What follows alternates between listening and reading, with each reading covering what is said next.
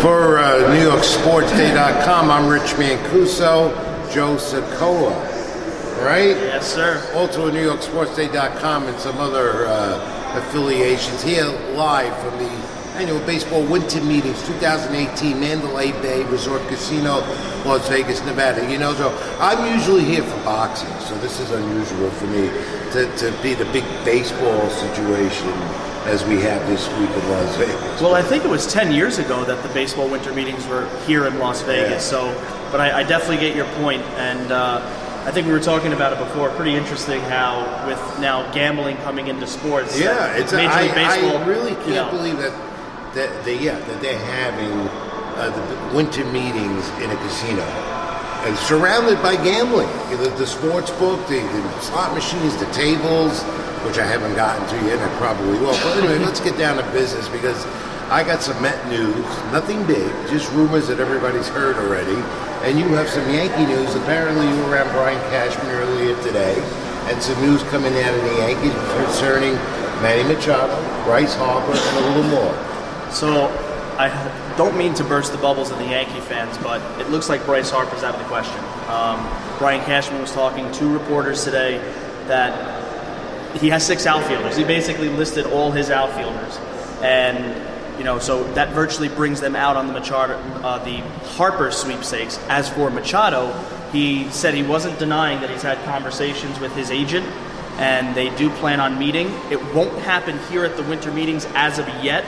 Remember, there's still a couple of more days left of the winter meetings, so it might happen back in New York at some point. But they are in on Machado. They're going to speak to him.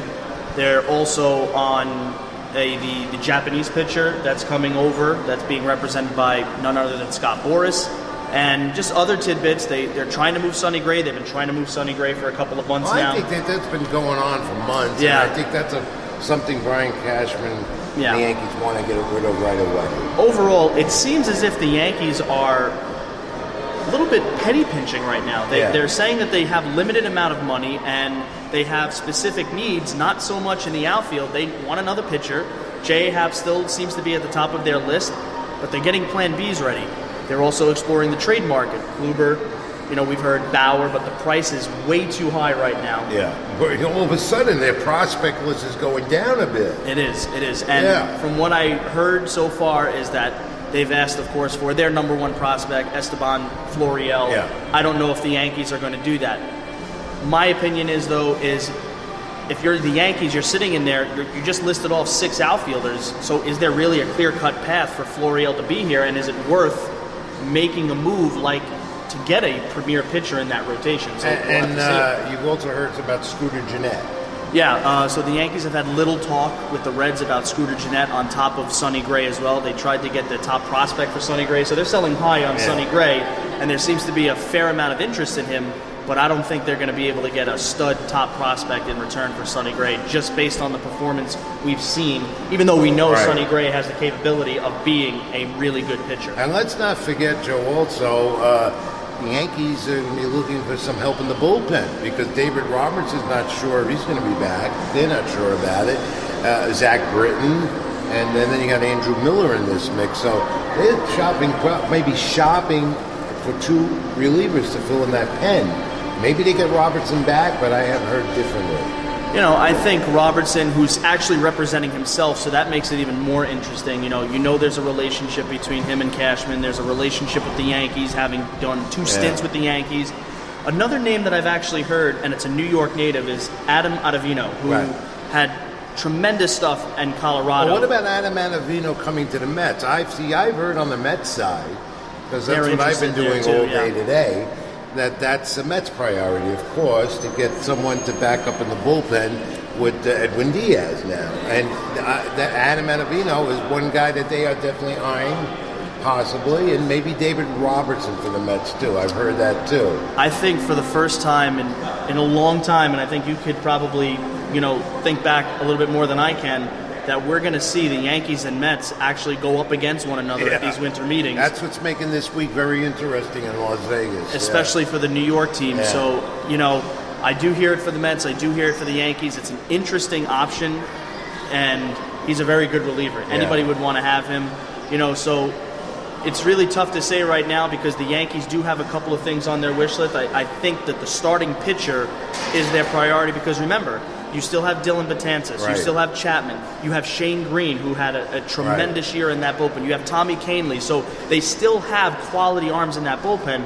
But of course, Cashman, you always want to add to it. One guy out of their pen that could become a Met is Adam Warren.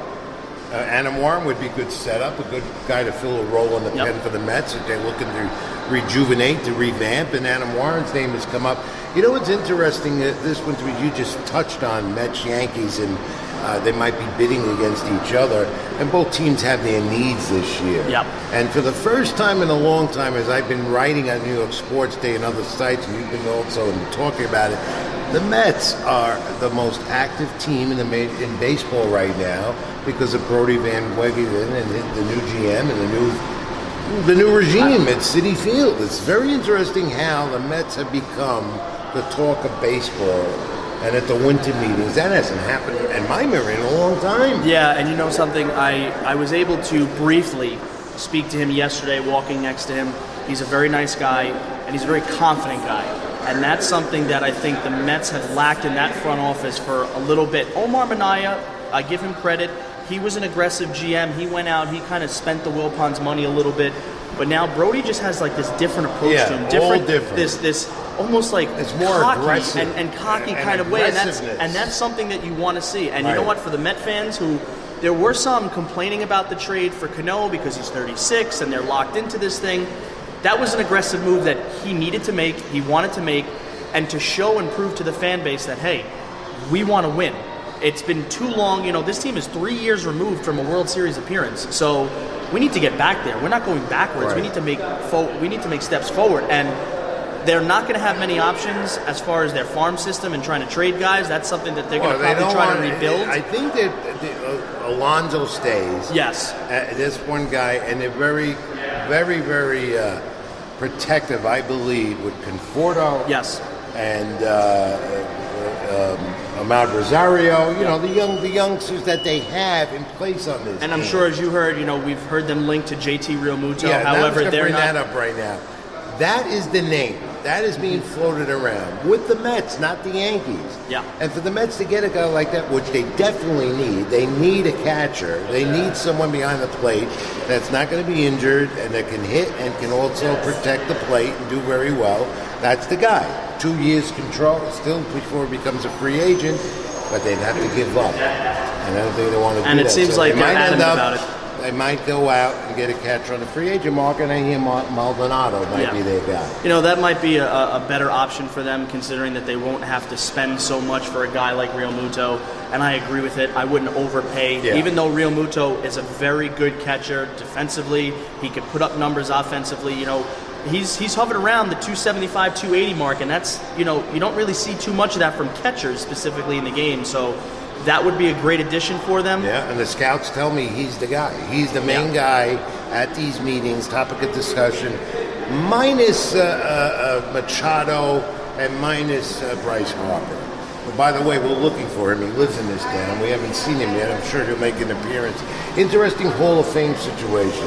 What were your opinions? I wrote about it. I felt George Steinbrenner should have been put in there with this new 15-year veteran committee that they have, and got bypassed. And now I don't think you'll see the Bourse ever inducted in the Hall of Fame, which, look, I'm not a Yankee rooter. Everyone knows that. I try and be objective as I can. I've criticized George Steinbrenner over the years, the late George Steinbrenner, but I felt this was time.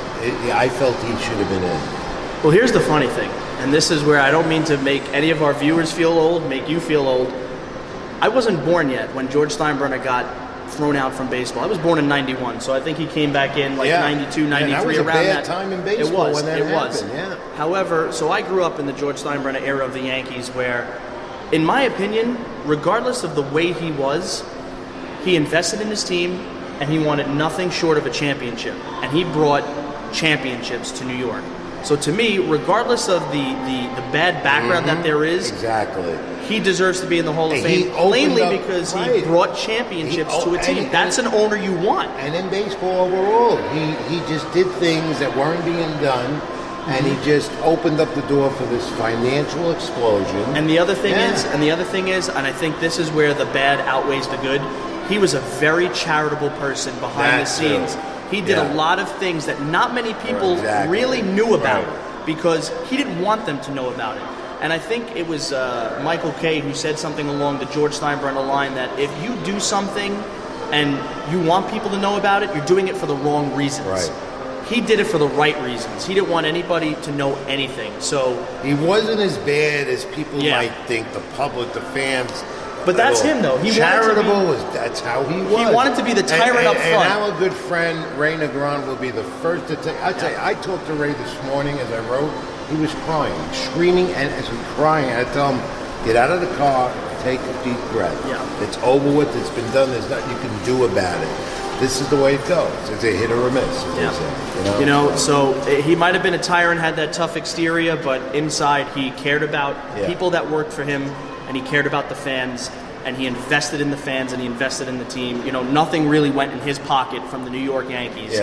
And he wanted to win championships. That, to me, is what makes him a successful owner, and that makes him a Hall of Fame owner. And no objection to Baines getting in with this vote or anything like that, but the big one is Mariano Rivera. That's going to happen in a few weeks. So. It should be 100%, but we all know the voting system in the Hall of Fame, and that's, of course, a topic for another time. Right.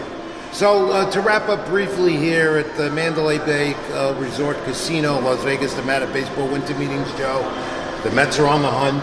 We expect them to come out of here by the end of the week with something, and even the Yankees in the hunt to come out with something. But I firmly believe, and we'll know more tomorrow, because Mickey Callaway's meeting with the media tomorrow, and so is Aaron Boone. So we'll have a clearer picture where this is going tomorrow at the meetings, and I still think the Mets will get what they want. A catcher may be out of here, and maybe one or two guys out of the pen. Be a trade or free agency. Something's going to happen with the Mets by the end of the week. The Yankees still have a Steinbrenner running the team. The Red Sox won the World Series. A Steinbrenner will not accept that.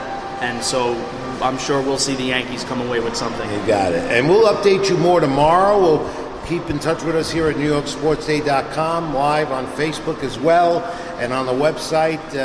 Joe, we'll have some more info. We'll meet up at the same time, maybe twice tomorrow. How's that? Will do, Rich. Sounds Tonight good. It's the bar. Tonight we're at the one of the great bars here in this great resort, and it's baseball talk all night. Absolutely. Of course, I got some boxing business to do. There you go. Of course.